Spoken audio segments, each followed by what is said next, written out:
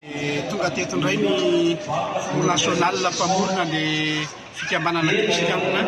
ray andraikitra eto anivon'ny firenena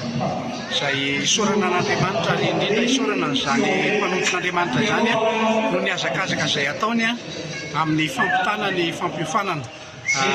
tetikady mahomby ny amin'ny famoronana asa tena zava-dehibe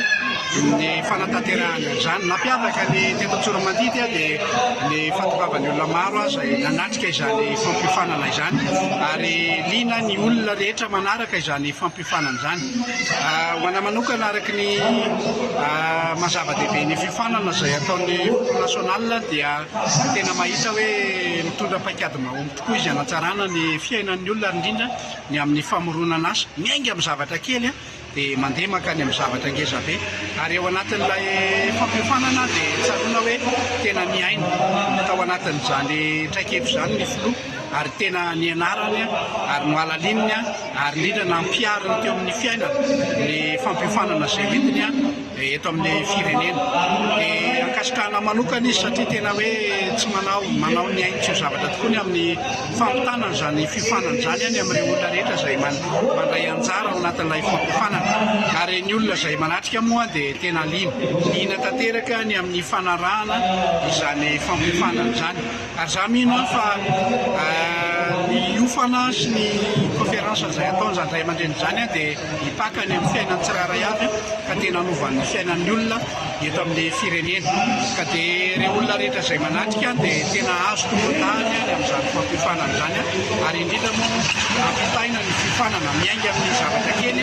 dia hipaka amin'ny zavatra goavana sy ngeza eto anivon'izany firenena izany ka dia ankasitrahana izany mpanompon'Andriamanitra izany ny amin'ny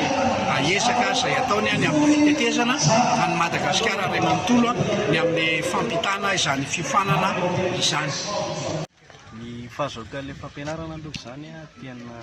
hita hoe izy tena tsara ary tena mahasoa ny firenena mihitsy. Manentana ny tsirairay izany mba tena handray an'ilay izy amin'ny foray manontolo mihitsy ary hanatanteraka ilay zatsakany sy andavatra. Dia amiko manokana izany tena nahazo zavatra be dia be mihitsy ary tena hita fa tena mahomby izy ka manentana antsika tanora rehetra izany